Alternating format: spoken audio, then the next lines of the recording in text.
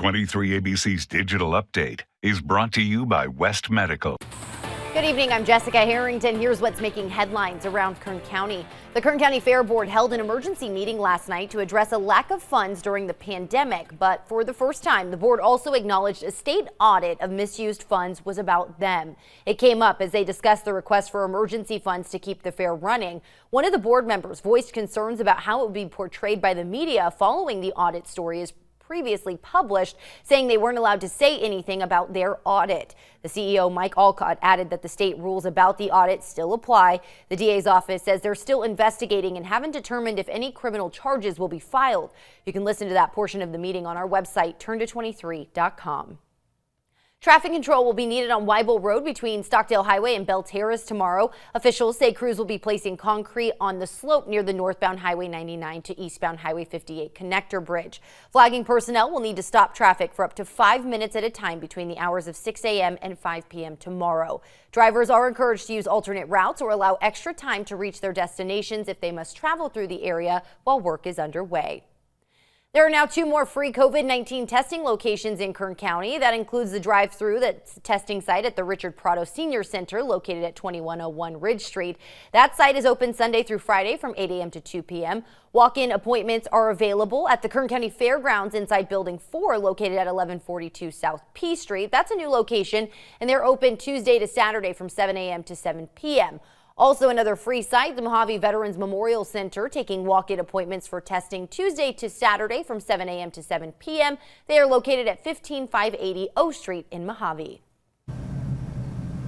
A cooler and breezy day here in Kern County, but that high wind warning still remains in effect. The National Weather Service issues that, and that expires tomorrow morning around 8 a.m., and that's for our mountain and desert communities. Air quality for tomorrow will be in the moderate range with an AQI of 52. For tonight and tomorrow, here's a look at our lows and highs. For tonight, we're looking at a low of 57 in Bakersfield, a low of 48 in Tehachapi, a low of 48 in Lebec, and a low of 42 in Frazier Park. Tomorrow's highs, we're looking in the low 80s for most parts of the valley, 81 for McFarland, 82 in Bakersfield, and 73 down at the Grapevine. In our desert areas, California City, you'll have a high of 83. Mojave, you're looking at a high of 77, and Jawbone Canyon, a high of 80. But here's a look at our Futurecast wind model as that high wind warning remains in effect until tomorrow morning. Wind speeds will continue to pick up until Saturday evening. Pretty much those wind speeds, gusts up to 60 miles per hour, are possible in our mountain and desert areas. But with those cooler temperatures,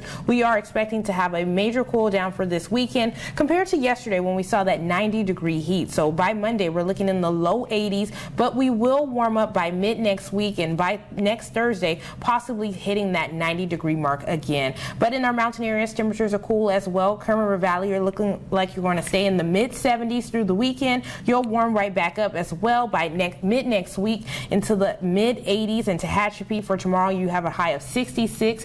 You will cool down as well this weekend, staying in the mid 60s and warm up as well by mid next week. In Frazier Park, you're looking to stay cool as well, and tomorrow your high is 65.